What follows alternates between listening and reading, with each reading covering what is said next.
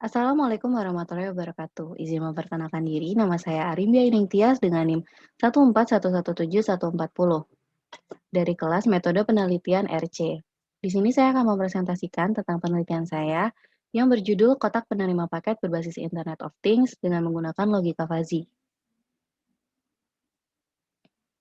Adapun outline presentasi saya pada kali ini yaitu yang pertama adalah pendahuluan yang berisikan latar belakang, tujuan penelitian, dan batasan masalah.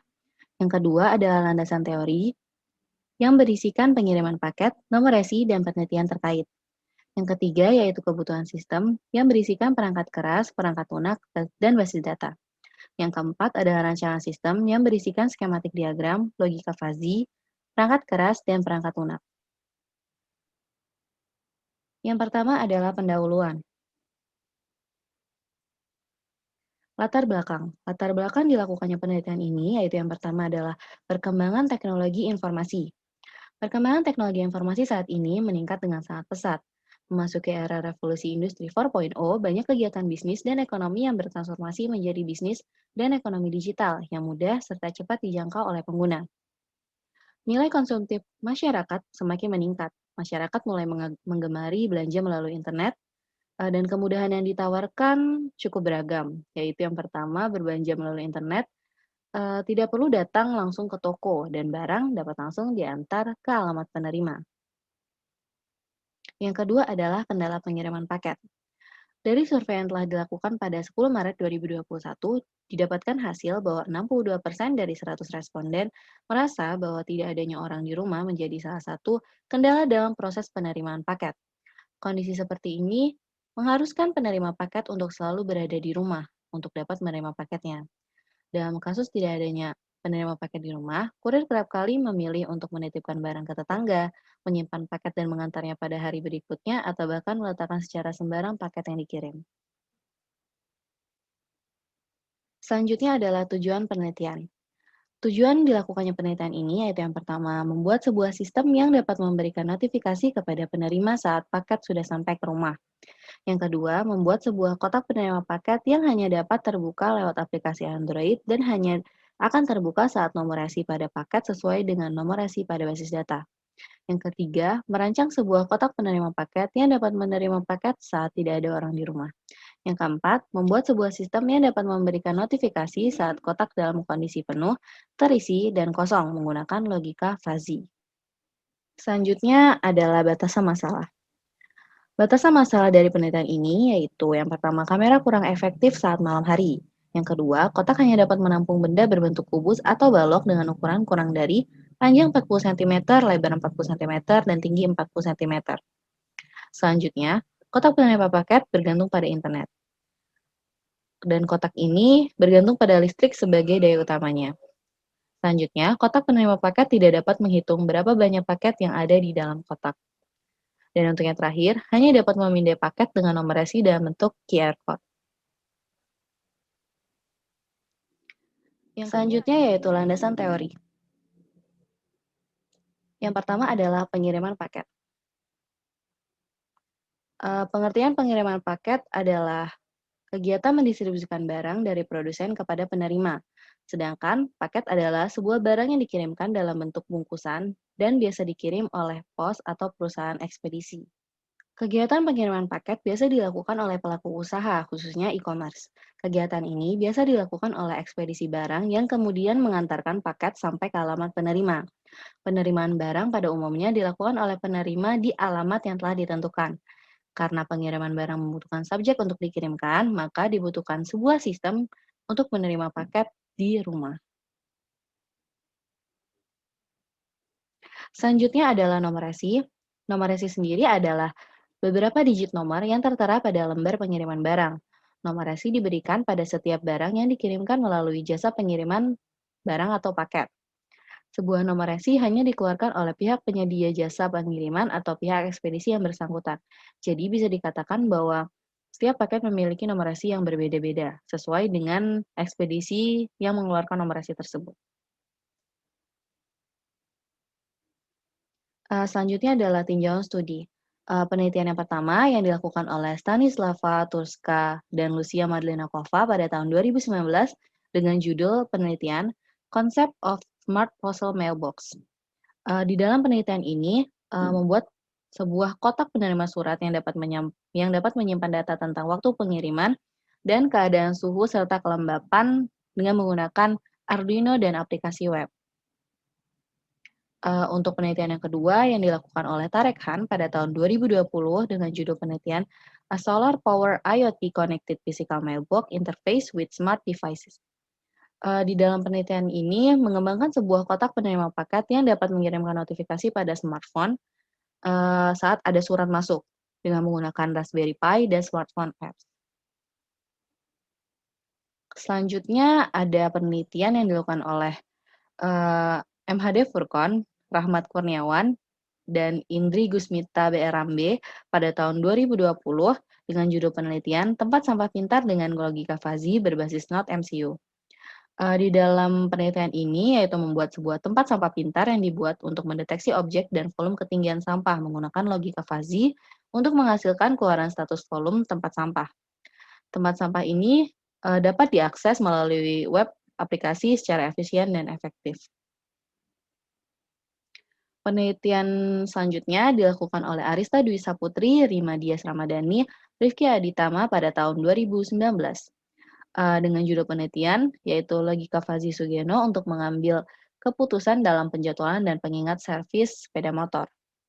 Di dalam penelitian ini membuat sebuah aplikasi mobile yang dikhususkan untuk pengguna sepeda motor dalam melakukan perawatan rutin sebagai penjadwalan dan pengingat dengan menggunakan metode Fuzzy Sugeno. Selanjutnya adalah kebutuhan sistem. Adapun perangkat keras yang digunakan untuk membangun sistem ini, yang pertama adalah ESP32 yang berfungsi sebagai microcontroller yang berfungsi sebagai pemrosesan data. Selanjutnya adalah ESP32CAM yang berfungsi untuk mengambil gambar QR code pada paket. Selanjutnya ada HCSR04 atau biasa kita sebut sensor ultrasonik yang berfungsi untuk mengukur jarak antar kotak paket dan paket yang berada di dalam kotak penerima paket. Selanjutnya adalah solenoid 12 volt yang berfungsi sebagai pengunci dan pembuka pintu kotak paket. Selanjutnya ada relay yang berfungsi sebagai saklar yang mengaliri arus listrik dan mengendalikan arus listrik. Selanjutnya ada adaptor yang digunakan untuk mengubah tegangan AC yang tinggi menjadi DC untuk solenoid. Selanjutnya ada TFT LCD display module yang digunakan sebagai penampil posisi kamera. Ada LCD yang digunakan untuk menampilkan running text pemberitahuan kepada kurir. Dan ada motor servo yang digunakan untuk membuka dan menutup pintu kotak. Selanjutnya adalah perangkat lunak. Adapun perangkat lunak yang digunakan dalam pembangunan sistem ini, yang pertama adalah Arduino IDE yang berfungsi sebagai pemrograman pada ESP32 dan ESP32CAM. Ada Android Studio yang berfungsi sebagai IDE untuk pengembangan aplikasi berbasis Android, dan Figma yang berfungsi untuk mendesain tampilan aplikasi Android, serta MATLAB berfungsi sebagai pengujian dari logika fuzzy. Selanjutnya adalah database.